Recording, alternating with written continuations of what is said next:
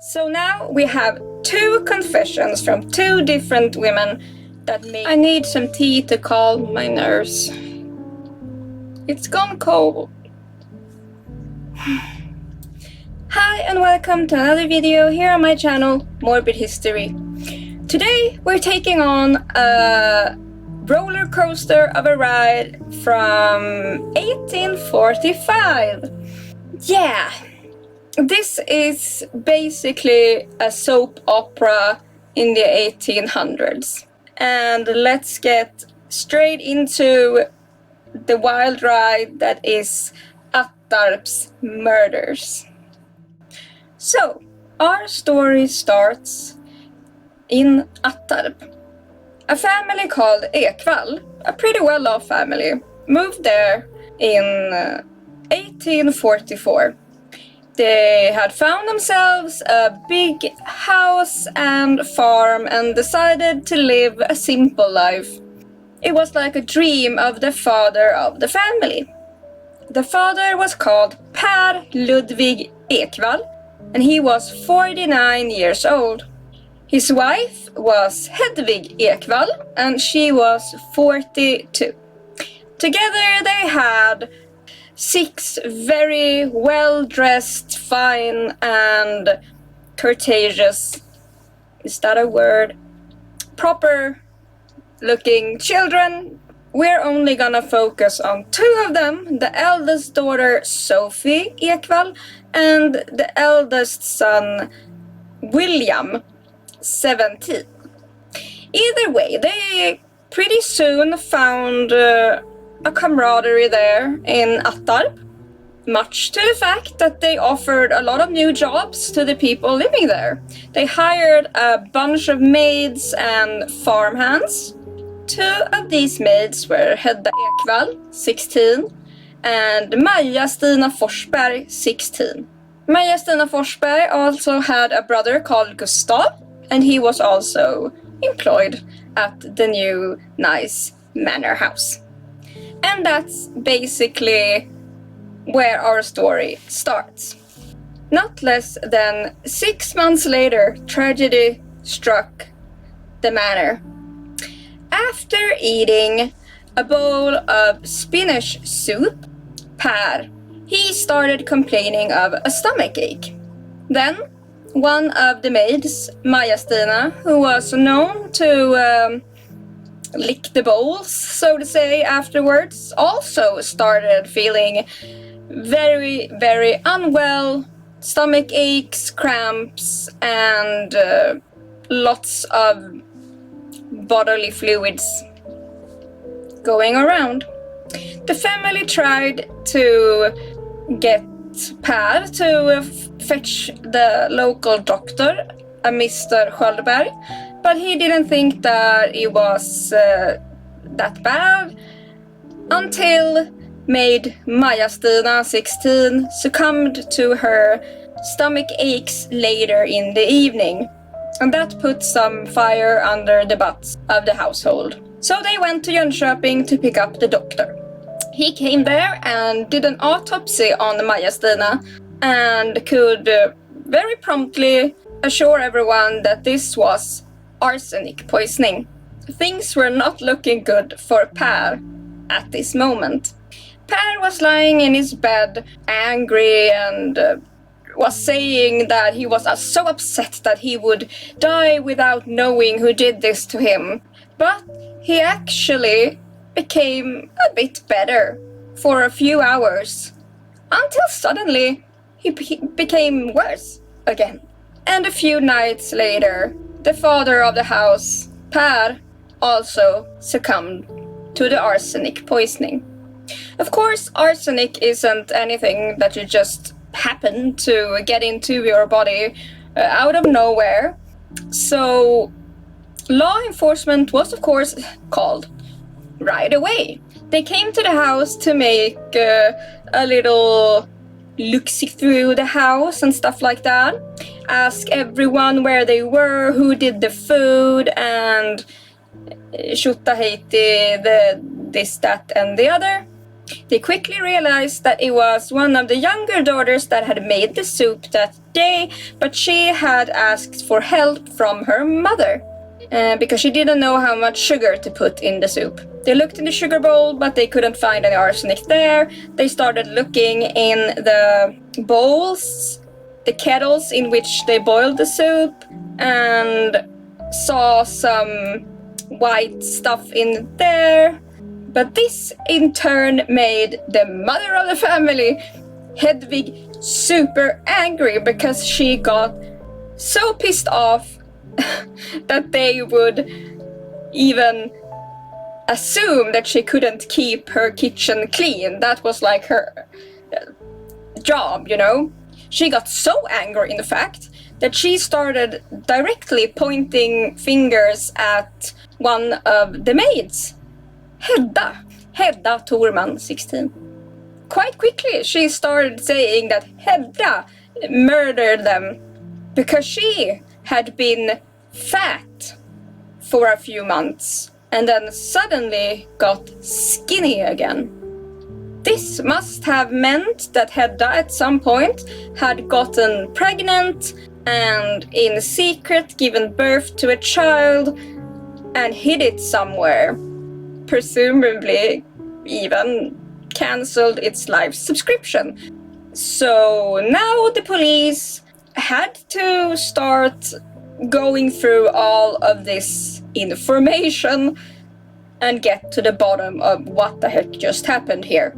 So, a quick recap.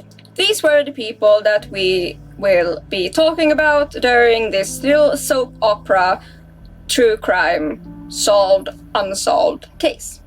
2 people poisoned and died. Per Ludvig Ekvall, owner of said house, farm, mansion, father, 49.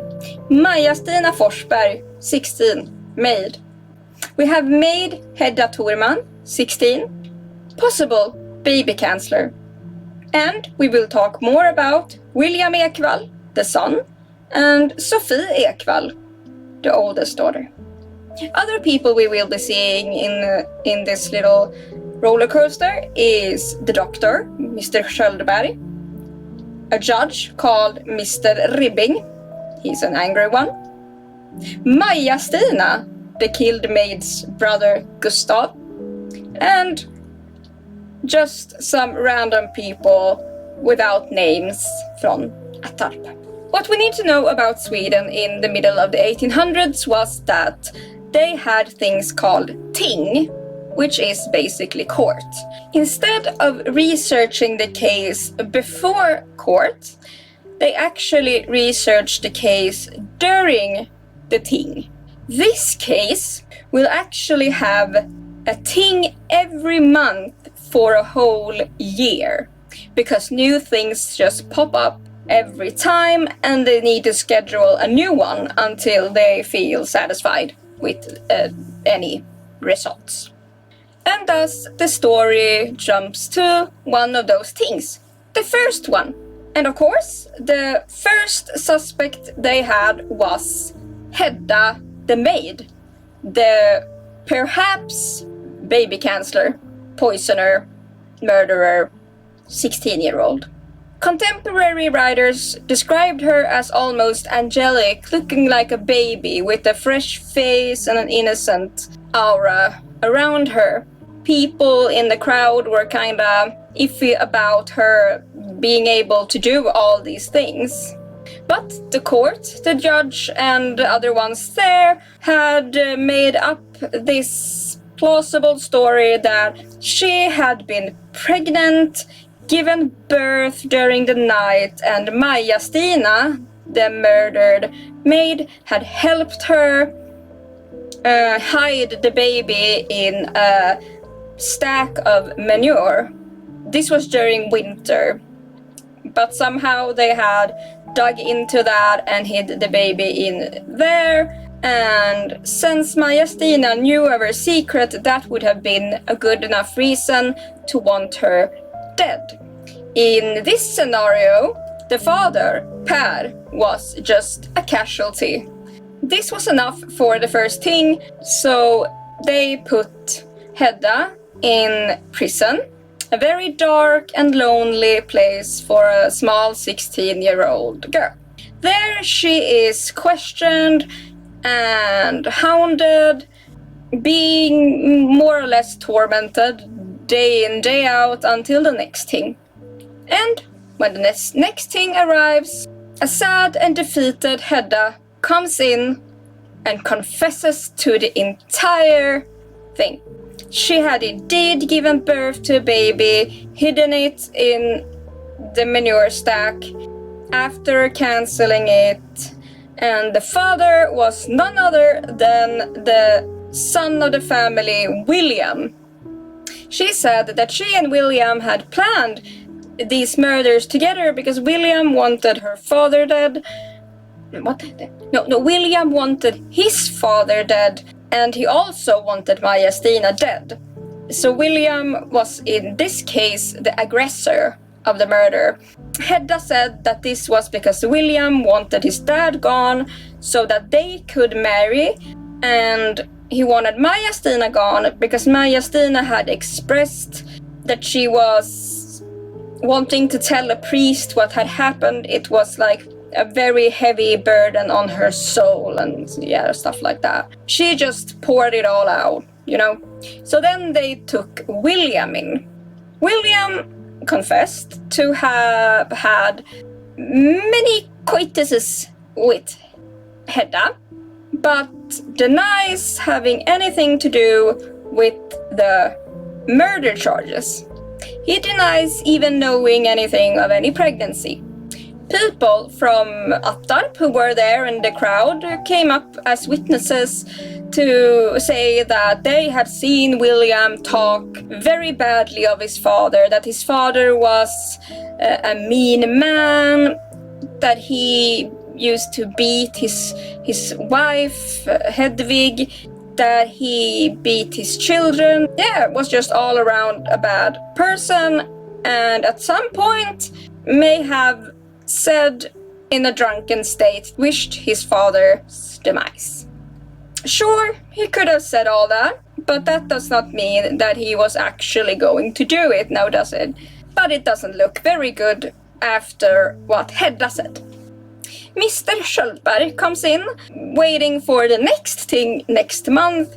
He has to look over Hedda and see if there's any signs that she had given birth. He came back and said that she had some stretch marks on her stomach that could point to her having been pregnant. The judge was thrilled, like, oh yes, like, awesome. Everything's just falling into place. I don't need to work more on this. Until the next thing, where Maja-Stina, the cancelled maid's brother Gustav, can't keep his secrets any longer, and he comes and says that he suspects that the daughter of the family, Sophie, is actually the murderer. Why does he think that? Well, she had sent him on errands to buy both opium first, and then a few weeks later, arsenic. She said this was because she wanted to clean a dress, which confused everyone because no one had ever heard of anyone cleaning their dresses with either opium or arsenic. After the cancellations, Gustav had went up to Sophie and said that he won't be able to keep this to himself.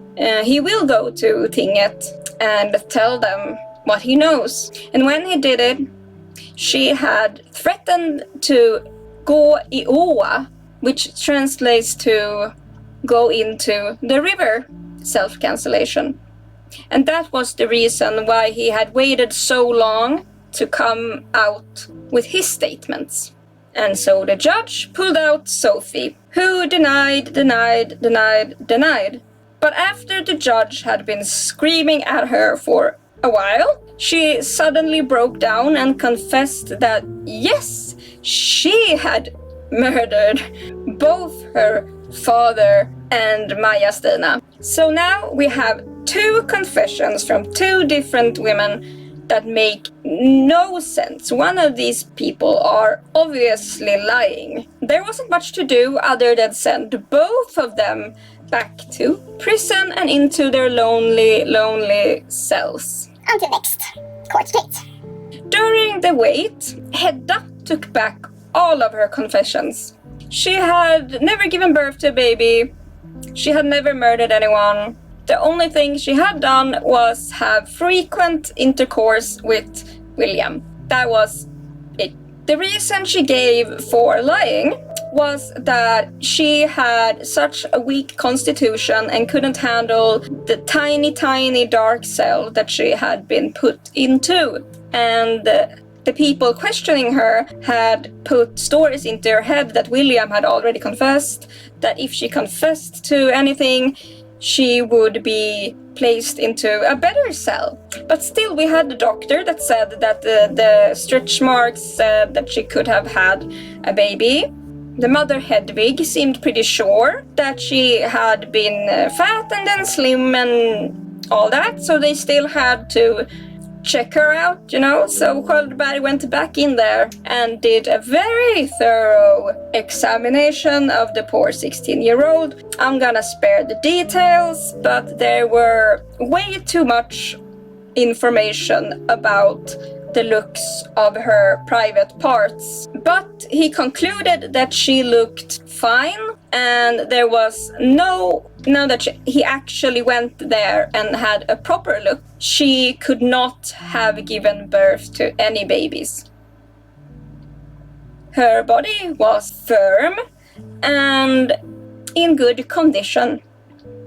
And at the same time, Sophie is getting a bit cuckoo in her side of the prison and starts throwing confessions out of herself, like her dad was a mean alcoholic, but the worst part was that he committed incest with his daughters, and that was a main reason for the murder. But she still said that this was done all by herself, no one else. She planned it, she bought the arsenic, she bought the opium. The opium was actually for another murder attempt that didn't go as planned. So they tried with arsenic, and she tried with arsenic at a later date, which then did the deed. Now, it seemed that Hedda was cleared from murder, but they couldn't completely rule out the baby cancelling thing, even though they went and searched this manure stack and found nothing. The judge was angry that he had been pulled by the nose by this young maid. He wasn't about to give up. He wanted her punished. So he called in what was called sedlighetspolisen, which is more like the moral police of the time. And they couldn't, for like 100% certainty, be sure that she hadn't given birth to a baby out of wedlock and killed it. So she was just kept in prison for that like slight percentage chance that she actually did do that. And now, a new twist. People started pointing fingers at the mother too, Hedvig. Wasn't she the one who got all defensive and started pointing all of her fingers like at Hedda as soon as anything even looked into her direction? She was the one who took care of her husband. Could she have put something more in his drink that one time he seemed better but got worse? So did Sophie and her mother actually help each other in the murder? On the grounds of the he was having affairs also, and violence and all that other hullabaloo. By this point, Sophie had gone completely, let's say, bonkers. People were a bit unsure if she could actually stand trial because she was acting very erratically. And she too started pointing fingers at her own mom, suddenly saying that she, was a part of the murder plans. To which Hedwig just fell down to the floor before being taken to prison too. So there we have it. This is what the lawmakers then had to sort through all this evidence. William was of course let go, because they had nothing on him really, more than him saying some bad stuff about his dad and doing things with a maid. You can't put someone in jail for that. But in prison we do have Hedda, the maid, Hedwig, the mom, and Sophie, the daughter that has now gone a bit insane. Then everyone had to go through all of this evidence, all the talking, all the she said, he said, whatever anyone said, and these are the punishments that were given to these 3 women in prison. Here they are. Hedda got sentenced to workhouse. I don't know for how long, but a few years. Because they couldn't for 100% certainty say that she had done nothing wrong. But luckily she was released because of public anger. She just got pretty much the entirety of Attarp behind her back. Sophie got the death sentence. Sophie got the death sentence by getting her upper rest part of the body removed. Yeah, but that got changed into only 28 days in prison and life in the workhouse. The mother, Hedwig, was released entirely because of lack of any kind of evidence. Did you find it solved or unsolved? Who was the culprit? I don't really know. Yeah, hope that wasn't too difficult to hänga med, as we say in Sweden, but I hope you understood the twists and the turns, and please let me know down below who you actually thought was the culprit. Did the right person get punished? Next time I'll be back with the 3rd part of my icebergs video, the Weird Deaths iceberg. Hope you'll enjoy it, and I'll see you next time! Giant thanks to all my lovely patrons, and check down below for ways to support my channel. Thanks!